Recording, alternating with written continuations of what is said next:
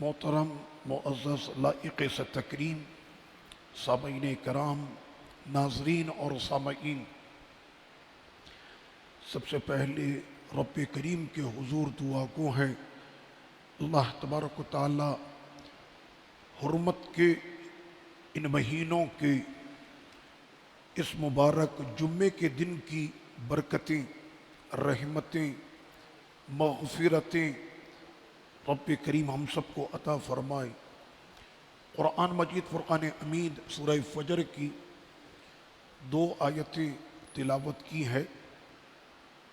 اللہ تعالیٰ سے دعا ہے کہ رب کریم میری زبان پر کلمہ حق جاری فرمائے اور ہم تمام مسلمانوں کو رب ذوالجلال قرآن مجید سے محبت، قرآن مجید پڑھنے کی عادت اور قرآن کی سمجھ اور اس پر عمل کی توفیق عطا فرمائے۔ قرآن کے پیغام کو سارے جہاں میں عام کرنے کی رب ذوالجلال ہمیں توفیق عطا فرمائے۔ خوش نصیبوں کے قافلے اپنی کیف و مستی کے سرور میں لبیک اللہم لبیک کی صداؤں کے ساتھ اپنی منزل کی جانب رواں دواں ہیں، اور بہت سے خوش نصیب کہ کچھ ایسے کہ جو اس وقت اللہ کے دربار میں ہے، اور کچھ خوش نصیب ایسے کہ جو اس وقت حبیب کبریا کے دربار میں ہیں۔ صدائیں پورے جہاں میں لبیک اللہم لبیک کی اس وقت گونج رہی ہیں، اور جانے والے تو چلے گئے لیکن کچھ دل بڑے اداس ہیں فضیلت کے ان دنوں میں کہ اے مالک کب ہماری باری آئے گی کہ ہم بھی اپنی آنکھوں سے تیرے در کا دیدار کریں گے۔ اے مالک ہماری یہ آنکھیں اس سے پہلے کہ بند ہوں ہمیں ایک مرتبہ اپنے کاشانے کا دیدار عطا کر دے۔ بیت اللہ شریف کا حج بہت مہنگا ہو گیا، قیمتیں حج کی بہت زیادہ بڑھ چکی ہیں، لیکن اگر میرا خدا چاہے، میرا مالک چاہے تو یہ اس کے لیے کچھ بھی نہیں ہے۔ وہ اپنے بندے پر غیب سے اتنے دروازے کھول دیتا ہے کہ بندے کا پھر گمان بھی نہیں ہوتا کہ کس طرح سے میرے حج کی تیاری ہوئی اور مجھے پتہ بھی نہ چلا، اور میری آنکھوں کے سامنے کعبہ شریف کے جلوے بالکل عین سامنے آ گئے۔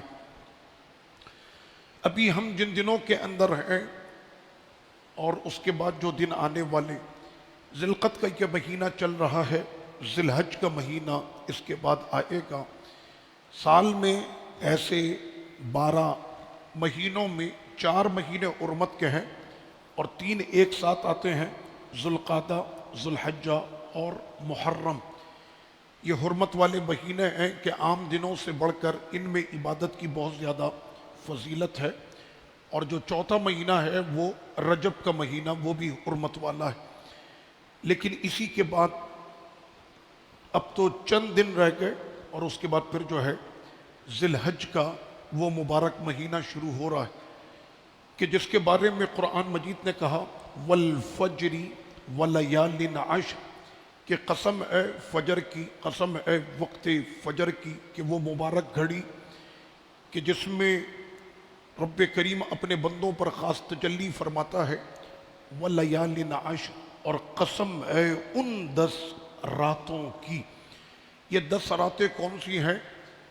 ماہ رمضان المبارک کا لوگوں کو بڑا انتظار ہوتا ہے کہ کب وہ مبارک مہینہ شروع ہوگا کہ ہم اپنے ماتھوں کو اپنے رب کے حضور سجدوں میں جھکائیں گے اور سجدوں کی کیفیت میں اپنے خدا سے باتیں کریں گے، اپنے دل کی بات اپنے خدا کو بتائیں گے، اور وہ ہماری تمام دل کی باتوں کو وہ سنتا بھی ہے، اور جو کچھ ہمارے دلوں میں ہوتا ہے وہ مالک ہم کو عطا بھی کرتا ہے۔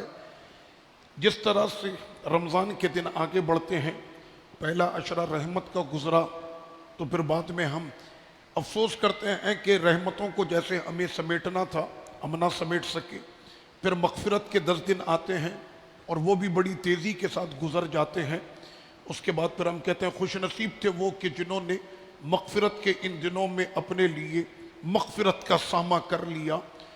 اور جب آخری عشرہ آ رہا ہوتا ہے تو میں نے دیکھنے والوں کو دیکھا کہ ان 10 دنوں میں وہ اپنی عبادت میں، اپنے مجاہدے میں، ذکر الہی میں وہ بہت زیادہ کمر کس لیتے ہیں اور کہتے ہیں کہ یہ آخری جو عشرہ ہے میں ایسے ٹوٹ کر اپنے مالک کی عبادت کروں گا کہ ادھر رمضان ہمیں الوداع کہہ رہا ہوگا اور ہماری آنکھوں میں ایک جو ہے وہ اداسی ہوگی رمضان کے جانے کی، لیکن فرش زمین پر اگر اداسی تو عرش بری پر دھومیں مچیں گی کہ میں اپنے اس بندے سے راضی ہو گیا، میں اپنے اس بندے سے راضی ہو گیا۔ میرا مالک وہ اتنا کریم ہے کہ یہ امت ساری امتوں میں سب سے افضل، کیونکہ اس امت کو جو نسبت ہے وہ تمام نبیوں میں جو سب سے افضل ہے اس نبی سے اس امت کو نسبت ہے۔ ان کی وجہ سے رب کریم نے ہم کو کیا کچھ عطا نہ کیا کہ جب ہم پیدا ہوئے تو دائیں کان میں آذان اور بائیں کان میں اقامت کے ساتھ ہمیں یہ خوشخبری بھی دے دی جاتی ہے کہ ابھی تم نے کیا کچھ بھی نہیں ہے لیکن تم سب سے افضل نبی کے سب سے افضل امتی ہو چکے ہو۔ کنتم خیر امہ، تم تمام سابقہ امتوں میں سب سے بہترین امت ہو۔ تو اس نبی کے صدقے رب کریم نے آمنہ کے لال کے صدقے ہمیں زندگی عطا کی۔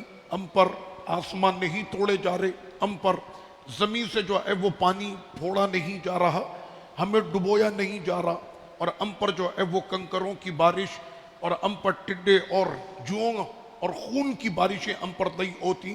اے میرے مالک اس امت میں بھی تو شرک کرنے والے ہیں، بت پرستی کرنے والے ہیں، تیری اور تیرے محبوب کی گستاخی کرنے والے ہیں، لیکن اس کے باوجود بھی اس امت کو سابقہ امتوں کی طرح برباد کیوں نہیں کیا گیا؟ قوم عاد، قوم سمود، قوم لوط، یہ ساری قومیں کہ جو 1 سیکنڈ کے اندر تباہ کر دی گئی، تو اس قوم کو جو ہے وہ عذاب کیوں نہیں ہوتا؟ تو رب کریم نے فرمایا کہ میں اس امت کو، اس قوم کو میں عذاب کیسے دوں کہ وَأَنْتَ فِيهِمْ کہ جس میں میرا محبوب بستا ہو۔ محبوب کی وجہ سے امت بچی ہوئی ہے، تو اسی محبوب کے صدقے رب کریم نے ہم کو پھر یہ 10 راتیں جو ذی الحج کی شروع ہو رہی، فرمایا کہ ان 10 راتوں کی قسم ہے، سرور کونین صلی اللہ علیہ وسلم نے ارشاد فرمایا دل کے کانوں سے سننا اپنے نبی کا فرمان اور کوشش کرنا کہ ان 10 راتوں کی اور ان 10 دنوں کی ہم قدر کر سکیں۔ فرمایا کہ یہ جو 10 دن ذی الحج کے آ رہے ہیں، ان 10 دنوں کی اور ان 10 راتوں کی جو فضیلت ہے وہ رمضان کے آخری عشرے کے دنوں سے زیادہ اور رمضان کے آخری عشرے کی راتوں سے زیادہ فضیلت ہے۔ یعنی ایک مرتبہ پھر وہ وقت ہمارے سامنے آ رہا ہے کہ 1 سے لے کر 10 دن وہ آخری عشرے سے افضل ہوں گے، اور 1 سے لے کر 10 ذی الحج تک کی جو راتیں ہوں گی وہ شب قدر سے افضل وہ راتیں ہوں گی۔ خوش نصیب پھر دوبارہ سے اپنے دامنوں کو پھیلائیں گے کہ مالک کی رحمتیں اور برکتیں، اور اپنی زبانوں کو ذکر سے تر کر کے ان رحمتوں کو ہم اپنے دامن میں سمیٹ سکیں۔ کوشش پوری ہوگی کہ ہمارے یہ 10 دن وہ اگر گزریں تو کیا ہی پیارا ہے وہ عمل کہ جو خود ہمارے نبی صلی اللہ علیہ وسلم نے کیا ہے۔ آقا علیہ الصلوۃ والتسلیم ان دنوں کے اندر روزہ رکھا کرتے اور ارشاد فرمایا کہ یہ جو آخری عشرہ کے یہ جو 10 دن ہیں، ان میں سے 9 دن جو روزہ رکھتا ہے تو ان روزوں کی فضیلت رمضان کے روزوں سے بھی زیادہ ہے۔ اس سے زیادہ فضیلت، آخری عشرے سے زیادہ فضیلت ان دنوں کی فضیلت ہے۔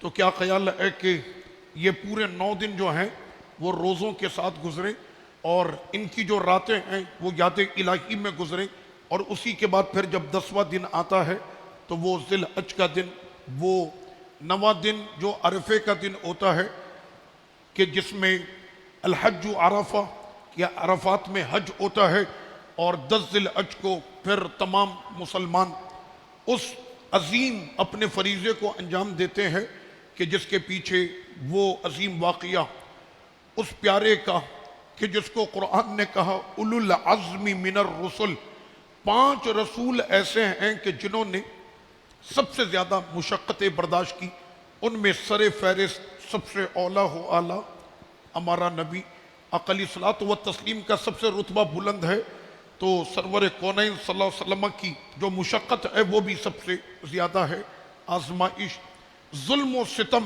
جو میرے نبی پر ہوئے کہ مکے کی گلیوں سے لے کر پیدا ہوتے ہیں تو سر پر باپ کا سایہ نہیں ہے، اس پر کہ جو پورے جہاں کے لیے رحمت کا سایہ بن کر آیا، تھوڑی سی عمر اور بڑھتی ہے 6.25 برس کی، تو ممتا کا جو شفقت بھرا انداز ہے وہ بھی چلا جاتا ہے، اور اس کے بعد جو آقا علیہ الصلوۃ والتسلیم کی زندگی میں وہ سارے دن گزرے، حصار کے دن آئے، قحط کے دن آئے، پھر وہ طائف کی گلیاں اور مکے میں جو ہے وہ تبلیغ اسلام کا آغاز، راہوں میں کانٹوں کا بچھنا اور پتھروں کی بارش ہونا، طائف کی گلیاں سرکار فرماتے ہیں میں کبھی نہیں بھلا سکتا، میرے پیروں پر اتنے پتھر مارے تھے کہ وہ لہو لہن ہو گئے، میں تو ان کو پیغام دینے کے لیے گیا تھا، انہوں نے میرے پیغام کو ٹھکرا دیا، اور مجھے جو ہے وہ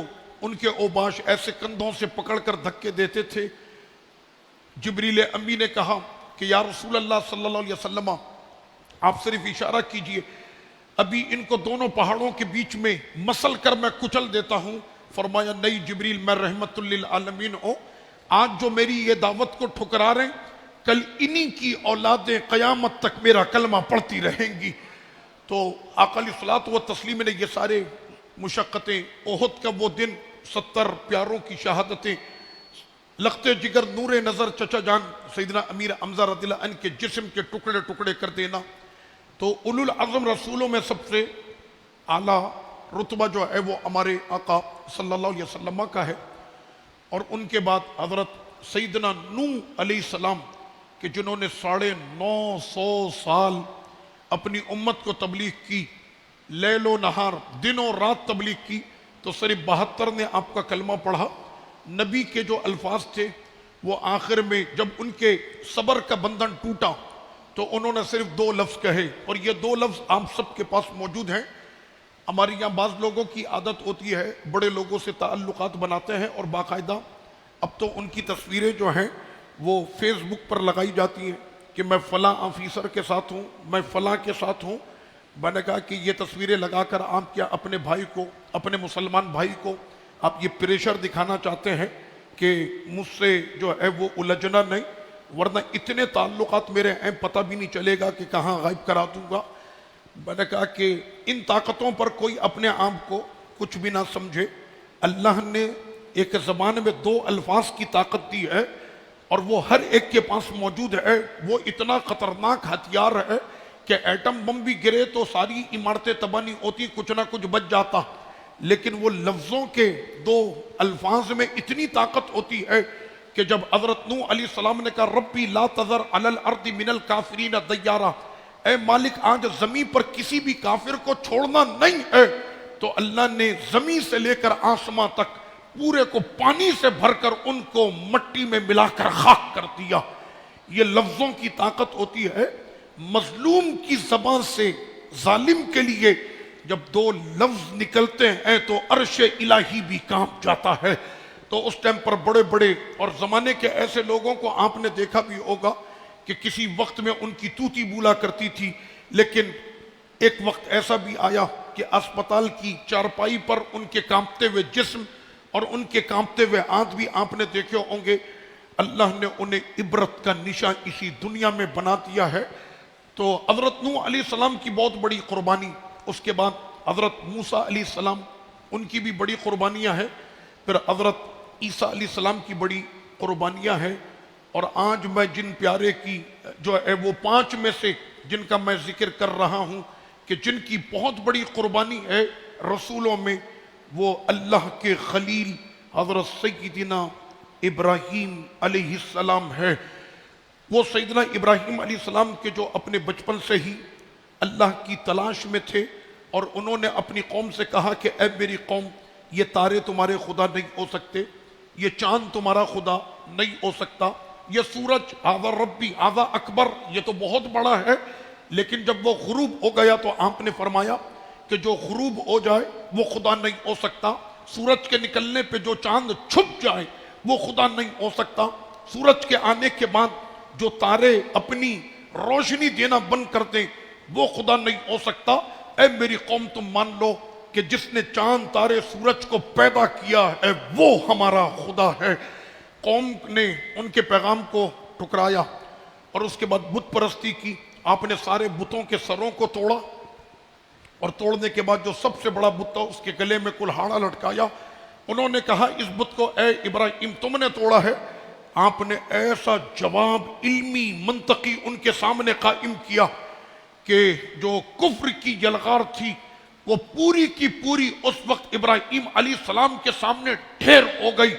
فرمایا جس کے گلے میں کلہاڑا لٹک رہا ہے اسی سے پوچھ لو اگر یہ بول سکے تو وہیں پر ان کی جو تھی ساری علمیت وہ فنا ہو گئی۔ اللہ کا نبی پوری امت میں سب سے زیادہ علم والا، سب سے زیادہ ذہانت والا، سب سے زیادہ طاقت والا، سب سے زیادہ بہادر اللہ کا نبی اور رسول ہوتا اور کیوں نہ ہو وہ حضرت ابراہیم علیہ السلام ہے۔ اور اس کے بعد انہوں نے کہا کہ یہ بہت بڑا ظلم ہوا ہے ہمارے ان خداؤں کے ساتھ، من گھڑت معبودوں کے ساتھ، لہٰذا ابراہیم علیہ السلام کو آگ میں ڈالا جائے گا۔ اور جس وقت میں وہ آگ کے جو آسمانوں سے بات کر رہی تھی، حضرت ابراہیم علیہ السلام جب اس آگ کے سامنے لائے گئے، انسان ہیں، بشر ہیں، بشریت کا تقاضا ہے، آگ تو آگ ہے بلکہ اس کی جو بھاپ ہوتی ہے اس سے بھی جو ہے انسان گھبراتا ہے۔ حضرت ابراہیم علیہ السلام ایسے استقامت کا پہاڑ، اس کو کہتے ہیں بنیان مرصوص، کہ وہ سیسا پلائی ہوئی دیوار ایسے کھڑے ہوئے ہیں۔ جبریل امی نے کہا کہ آپ نے فرشتوں کی مدد کو ٹھکرا دیا، پانی والے برسانے والے جو ہیں فرشتے ان کو بھی منع کر دیا، ہوا دینے والے فرشتوں کو بھی منع کیا، تمہاری ہوا اور پانی کی ضرورت نہیں، تو پھر ایسا کریں کہ آپ اپنے خدا کو ہی پکاریں، مشکل کی اس گھڑی میں آپ کا خدا وہی آپ کا ساتھ دے سکتا ہے۔ حضرت ابراہیم علیہ السلام نے آج توحید کا پیغام دیا۔ سنو یہ توحید کس کو کہتے ہیں؟ یہ کون سی توحید ہے کہ ہلکا سا درد ہو گیا تو دوڑے چلے جا رہے ہیں ڈاکٹر کے پاس، ہلکی سی مشکل آ گئی تو دوڑے چلے جا رہے ہیں فلاں وزیر کے پاس، فلاں امیر کے پاس، فلاں کے پاس۔ ابراہیم علیہ السلام نے کیا درس دیا کہ جس وقت میں جان پر بن آئی اور پورا کفر ایک طرف آپ کے خلاف کھڑا ہوا، ایسی آسمانوں جیسی آگ سامنے ہے، اور جب آپ کو منجنی گولے توپ کے اندر رکھ کر انہوں نے گولے کی موافق اڑاتے ہوئے جب آگ کی طرف آپ کو پھینکا تو حضرت ابراہیم علیہ السلام نے جبریل سے کہا اے جبریل، آج جس خدا کے خاطر مجھ کو یہ دن دیکھنا پڑ رہا ہے میرا خدا مجھ سے غافل نہیں ہے۔ اور خدا نے پھر آگ کو حکم دیا یا نہ رکونی بردا، اے آگ میرے خلیل پہ باغ بن جا۔ تو وہ خدا ہے کہ جو اپنے خلیل کے لیے آگ میں بھی باغ بناتے، وہ آگ میں پھول برساتے، اور آج خلیل کا استقبال جو ہے وہ آگ کے جو لپیٹے اور آگ کے گولوں میں آج خلیل کا استقبال پھولوں سے کیا جا رہا تھا۔ یہ ہے وہ خلیل۔ اب 2 امتحان تو گزر گئے، اب لیجئے جناب تیسرا امتحان، عمر کا تقاضا، اور پہنچ گئے بالکل اپنی زندگی کے آخری عمر میں۔ مانگا رب کریم سے اے مالک اس سے پہلے کہ میری آنکھ بند ہو مجھے زندگی میں میرا ایک وارث عطا کر دے، مجھے ایک لخت جگر ذریت طیبہ میرا وارث مجھ کو عطا کر دے۔ اس عمر میں ان کے یہاں پر بیٹے کی ولادت ہوتی ہے، اور خود جانتے ہیں ہمارے یہاں پر تو شادی کے اگر 2-4 سال کے بعد بچہ ہو تو کہتا ہے بھائی یہ بڑا نظر و نیاز کا ہے، بڑی دعاؤں کے بعد یہ پیدا ہوا، بڑا لاڈلا۔ ہاں کہاں پر ہم نہیں گئے اس کے لیے، مزاروں پر جا جا کر ہم نے دعائیں مانگی، بزرگوں سے ہم نے دعائیں کرائیں، تب جا کر یہ جو ہے اللہ پاک نے ہم کو یہ بیٹا عطا کیا۔ عمر کے آخری حصے میں جن کو بیٹا نصیب ہو، اور بیٹا بھی اے خلیل کا جس کی رگوں میں دوڑلا خون اس توحید والے نبی کا کہ جو ذات باری تعالیٰ پر ایسا یقین رکھتا ہے، وہ اسماعیل علیہ السلام کیسے ہوں گے؟ فرشتوں نے کہا کہ مالک اب تیرے خلیل کے دل میں دو کی محبت ہو گئی، ایک طرف تیری محبت تو دوسری طرف اپنے بیٹے کی لخت جگر کی بھی محبت۔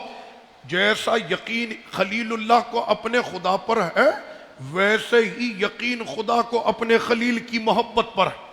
فرمایا کہ اے فرشتوں آج بھی میرے خلیل کے دل میں بس میری محبت ہے، چاہتے ہو آزمائش ہو جائے؟ لیجئے جناب حکم آ گیا، حضرت ابراہیم علیہ السلام کو خواب میں دکھا دیا گیا کہ قربانی دینی، بہت سارے آپ نے اونٹ ذبح کیے، پھر دوبارہ خواب دیکھا، بات سمجھ میں آ گئی، اب لخت جگر کے قربانی کا حکم آ رہا۔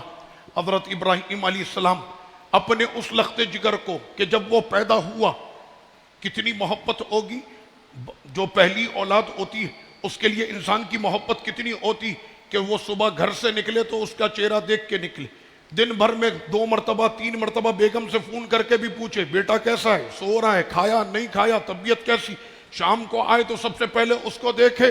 لیکن خلیل اللہ کو جب یہ لخت جگر نصیب ہوا ہے تو ساتھ میں حکم بھی آ گیا، اٹھاؤ اپنے بیوی اور صاحبزادے کو اور بیابان صحرا کے اندر بواد غیر ذی زرع، کہ جہاں پر زراعت کی جو ہے وہ ایک دانہ بھی نہ ہو، اس وادی کے اندر پہنچا کر آ جاؤ۔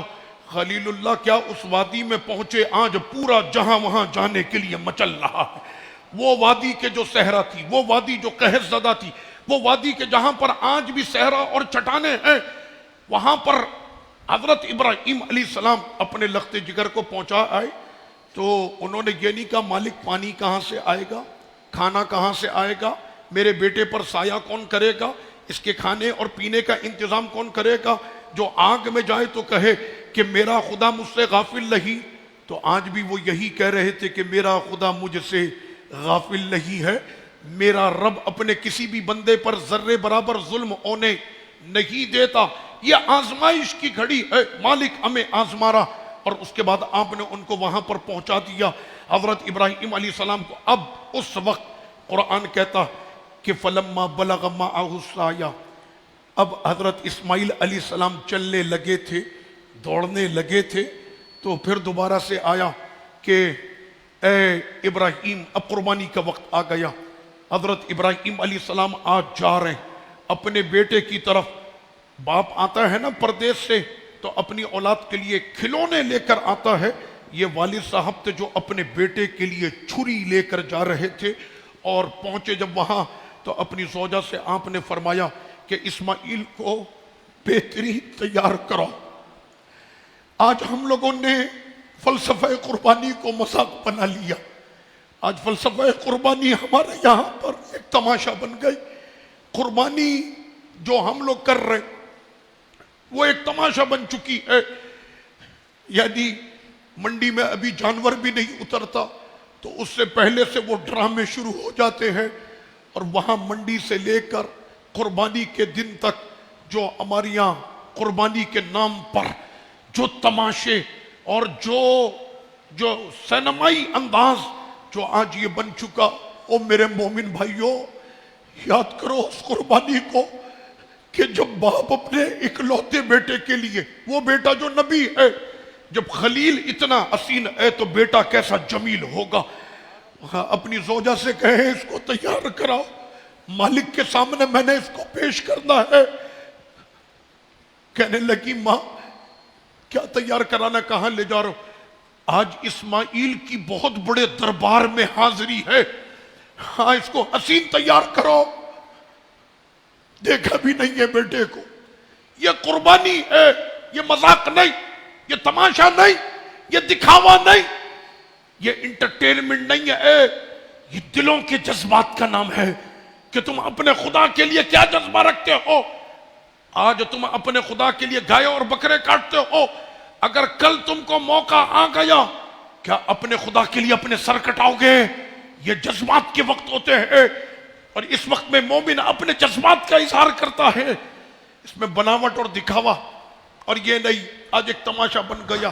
حضرت ابراہیم علیہ السلام نے حضرت اسماعیل علیہ السلام کو جو ہے وہ تیار کرا کر اب جب لے کر چلے تو اسی مقام پر 3 جگہ پر یہ جو کنکریاں مارتے ہیں نا، یہ تھے وہ 3 مقامات کہ جہاں پر شیطان نے آ کے حضرت ابراہیم علیہ السلام کو اور ان کی زوجہ سیدہ ہاجرہ کو آ کر روکا تھا، کہاں جا رہا ابراہیم؟ حضرت ابراہیم علیہ السلام نے اعوذ باللہ سے اس کا کام تمام کیا، پھر وہ گیا ماں کے پاس اور جا کر کہتا ابراہیم جو ہے وہ لے جا رہا ہے، تمہارے بیٹے کو کاٹ کے رکھ دے گا آج، وہ جس عزم کے ساتھ نکلا ہے، جاؤ جا کر اپنے بچے کو بچا لو۔ اس ماں کا کلیجہ کیسا، اور جس شوہر کی تربیت میں یہ زوجہ رہی تھی، آج وہ زوجہ کی زبان سے الفاظ کیا نکلتے، اگر ابراہیم یہ کام میرے خدا کے لیے کر رہا ہے تو ماں خوشی سے اپنے خدا کی رضا پر یہ راضی ہے۔ یہ ماں کا جگر، میں نے کہا اس چیز کا نام قربانی ہے جو آج ہم لوگوں نے تماشا بنا دیا ہے قربانی کو۔ قربانی اس چیز کا نام، قربانی جذبے کا نام، قربانی کہ جس وقت میں آپ اپنے جانور کے حلق پر چھری چلائیں تو آپ کی آنکھوں سے آنسو نہ ٹپکے، تو اس کا مطلب یہ ہے کہ جذبات آپ کے نہ رہے، اس وقت میں یہ ہے وہ قربانی۔ حضرت ابراہیم علیہ السلام نے اپنے لخت جگر کو جب کہا کہ بیٹا میں نے دیکھا خواب میں، اچھا یہ نہیں کہ کوئی آیا ہے میرے پاس یا تمہارے چچا تایا آئے، یہ تو پورا خاندان نبیوں کا ہے، فلاں نے آ کر کہا نہیں میں نے خواب دیکھا ہے، یہ خواب کی بات ہو رہی ہے بیٹا، میں نے خواب دیکھا ہے، اور اس خواب میں میں نے یہ دیکھا کہ میں تم کو ذبح کر رہا ہوں۔ تو بیٹا یہ کہتا کہ بابا جان پہلی بات تو یہ کہ پیدا ہوتا ہی مجھ کو بیابان صحرا میں آپ نے چھوڑ دیا تھا، اور آج اتنے سالوں کے بعد آئے ہو، بجائے اس کے کہ میرے لیے کھانا پینا اور کھلونا لے کر آتے، آپ ہاتھ میں چھری اٹھا کر لائے ہو۔ آج حضرت ابراہیم علیہ السلام اپنے بیٹے سے یہ پوچھ رہے، ہم بچوں سے کوئی بات پوچھتے نہیں، کوئی سودا کرتا ہے بچے سے پوچھتا، دکان خریدتا ہے بچے سے پوچھتا، گھر خریدتا ہے بچے سے پوچھتا، بچے سے کوئی مشورہ نہیں کرتا۔ ابراہیم علیہ السلام کا یہ مشورہ کرنا، جو خود اتنا بڑا عالم او امت کا، وہ اپنے بیٹے سے مشورہ کرے، وجہ صرف یہ ہے کہ پوری امت کو یہ دکھانا تھا کہ میں نے خلیل کو اپنے سائے میں رکھا نہیں، یہ میری تربیت میں پلا بھی نہیں، بس صرف میں امت کو یہ دکھا رہا کہ جس کی رگوں میں خلیل کا خون ہوتا ہے اس کے اسماعیل کا جواب پھر کیسا ہوتا۔ کہا کہ بابا جان جو کرنا ہے کر گزریے، ستجدنی انشاءاللہ من الصابرین، اگر اللہ نے چاہا تو میں صبر کرنے والوں میں سے ہوں گا۔ اور جس وقت میں حضرت ابراہیم علیہ السلام نے اپنے لخت جگر کو لٹایا، ان کے حلق پر چھری رکھی، بیٹا کہتا ہے باپ سے بابا جان آپ بھی اپنی آنکھوں پر پٹی باندھ لے، کہیں ایسا نہ ہو کہ لخت جگر کا یہ چہرہ دیکھ کر چھری پر جو آنکھ کی گرفت ہے وہ کمزور نہ پڑ جائے، اپنی آنکھ پر پٹی باندھ لیں، اور میرے ہاتھ پاؤں کو ذرا کس کے باندھیے گا کہ میرے مچلنے سے کہیں آپ کا دل بے قرار نہ ہو جائے۔ یہ جو گفتگو زمین پر ہو رہی تھی، آج پورے جہاں میں ایک کوہرام تھا، اور فرشتے بھی اس منظر کو دیکھ رہے تھے کہ اب آگے خلیل کرتا کیا ہے۔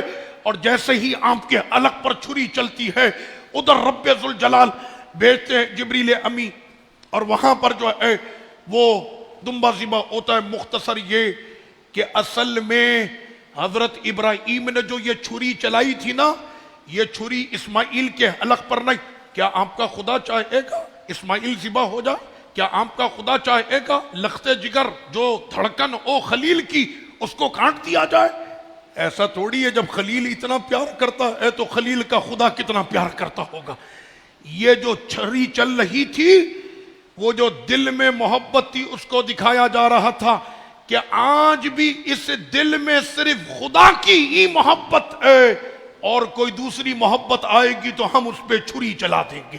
اس دل میں صرف خدا کی محبت رہے گی۔ یہ ہے حضرت ابراہیم علیہ السلام کی وہ عظیم یاد۔ اور اس کے بعد رب نے فرمایا فلما اسلم وتلہ للجبین ونادیناہ ان یا ابراہیم، پھر ہم نے اپنے ابراہیم کو اس وقت پکارا جب اس نے اپنے شہزادے کو لٹا دیا اور دونوں تیار ہو گئے قربانی کے لیے۔ قد صدقت الرؤیا، اے خلیل جو خواب تو نے دیکھا تھا آج سچ کر دکھایا، آج پورے جہاں کے فرشتوں کو بتا دیا کہ اس دل میں کل بھی خدا تھا، اس دل میں آج بھی بس خدا کی محبت ہے۔ آج ہمارے یہاں قربانی کے مسئلے کو اتنا مشکل کر دیا گیا کہ غریبوں کے لیے مشکل ہو گئی، کم بجٹ والوں کے لیے مشکلات پیدا ہو گئیں. میں گیا تھا بھی تقریباً 3 سال ہو گئے نا, نادن بائی پاس پہ منڈی لگتی. میں پہلی مرتبہ پرسوں رات کو گیا.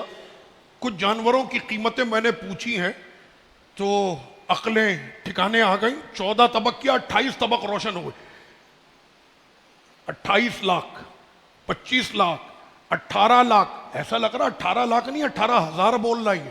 اتنے مزے سے 18 لاکھ 20 لاکھ. آپ جانتے ہیں وجہ کیا بنی؟ میں بتاتا ہوں. کراچی والوں, آپ لوگوں کو بھی جو ہے شوق ہے نا. اور اس کے بعد پھر جب سے ایک ٹیم والی آئی یوٹیوبرز کی, انہوں نے جا کر, وہ پہلا ٹرک بھی نہیں اتر رہا ہوتا تو 500 یوٹیوبر وہاں پر منڈی میں پہلے سے موجود ہوتے. آپ جانتے ہیں پھر انہوں نے کیا کیا؟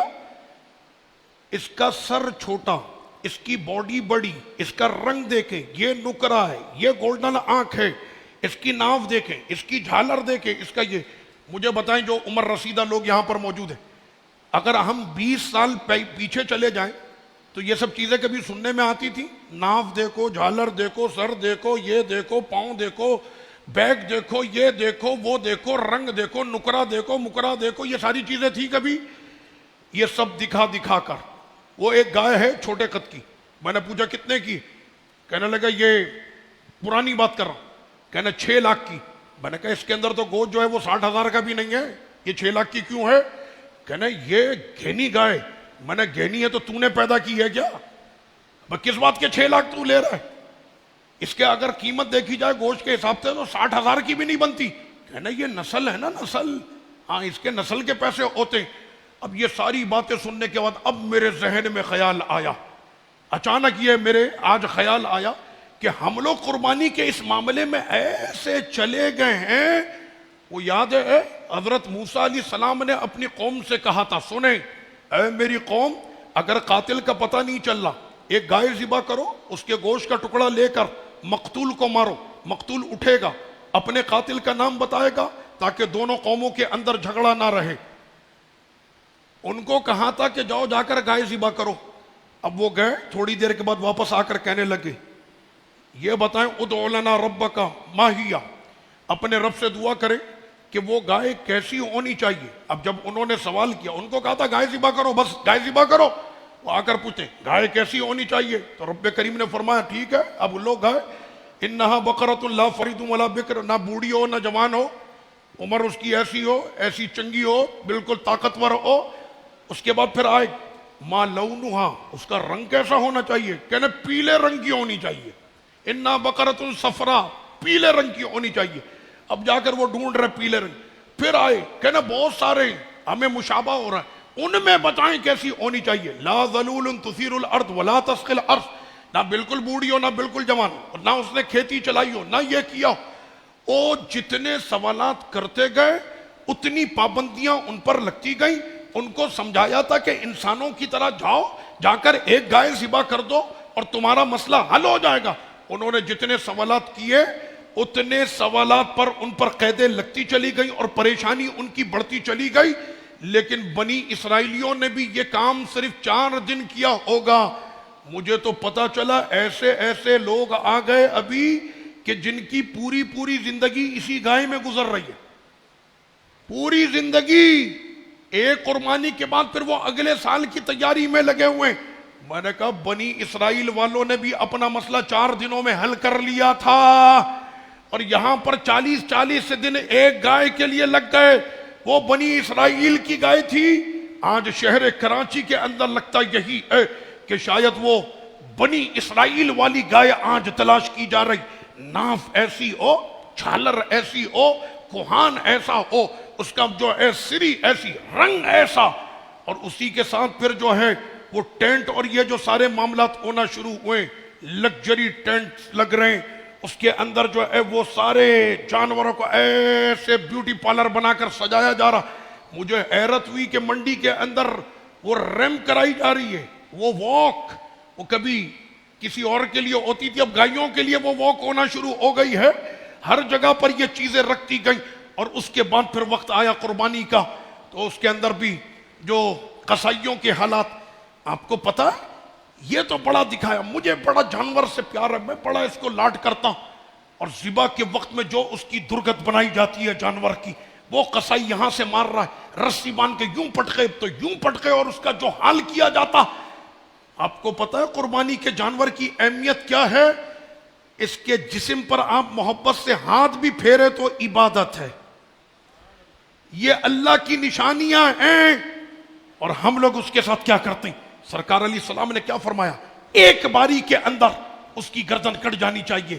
ہمارے یہاں لگے ہوئے ہوتے ہیں، کیوں؟ پلمبر سے ذبح کرا رہے، کارپینٹر سے ذبح کرا رہے، کنواں کھودنے والا وہ بھی لگا، مچھلی بیچنے والا وہ گائے ذبح کرنے کے لیے جب آ گیا تو پھر یہ سارے ڈرامے ان کے ساتھ شروع ہو گئے. قربانی جذبے کا نام ہے، اور یہ جذبہ خدا کے لیے ہے. ماں باپ سے محبت یہ بھی قربانی ہے. کس کے لیے؟ خدا کے لیے. بچوں کی تربیت میں قربان ہونا یہ بھی قربانی ہے، لیکن کس کے لیے؟ رب کے لیے. اور اپنے دیش اور وطن کی حفاظت پہ قربان ہونا یہ بھی قربانی ہے، مگر کس کے لیے؟ خدا کے لیے. نہ وہ گوشت دیکھتا ہے نہ وہ خون دیکھتا ہے. اگر وہ دیکھتا ہے تو تمہارے دل کا تقوی دیکھتا ہے. اللہ پاک ہم سب کو تقوی کے ساتھ قربانی کرنے کی توفیق عطا فرمائے. وما علیہ الا البلاغ.